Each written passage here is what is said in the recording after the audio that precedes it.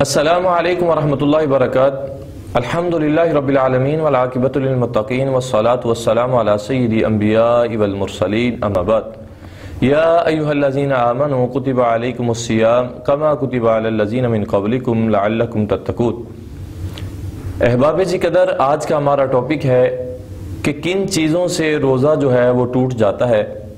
تو ان میں سب سے پہلی چیز وہ ہے کہ اگر آپ جان بوجھ کر کھانا کھا لیتے ہیں تو آپ کا روزہ ٹوٹ جاتا ہے، اور جان بوجھ کر روزہ توڑنا جو ہے اس کے لیے بڑی سخت وعید ہے۔ اگر آپ نے روزہ رکھا ہے تو اسے مکمل کریں، اسے افطار کریں، اور اگر آپ جان بوجھ کر روزہ توڑتے ہیں تو اس کے لیے بڑی سخت وعید ہے۔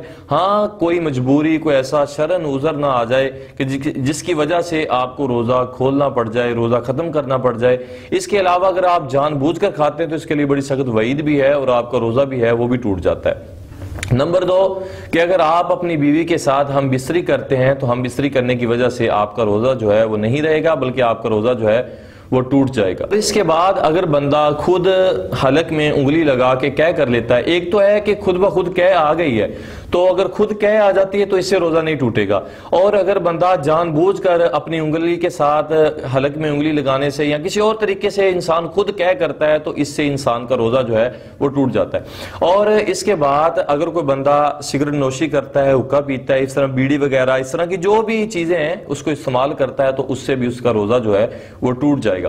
اور اسی طرح جو بندہ نسوار رکھتا ہے، نسوار لیتا ہے، اس کی وجہ سے، نسوار رکھنے کی وجہ سے بھی اس بندے کا روزہ جو ہے وہ ٹوٹ جائے گا۔ اور آخری چیز یہ ہے کہ اگر کوئی انسان انجیکشن لگواتا ہے، یعنی ٹیکہ لگواتا ہے، کسی قسم کا بھی وہ ٹیکہ لگواتا ہے، تو ٹیکہ لگوانے کی وجہ سے بھی اس بندے کا روزہ جو ہے وہ ٹوٹ جاتا ہے۔ تو دعا ہے کہ اللہ پاک ہمیں احکام و مسائل سیکھنے اور ان پر عمل کرنے کی توفیق دے، اور اپنے روزوں کی حفاظت کرنے کی توفیق دے۔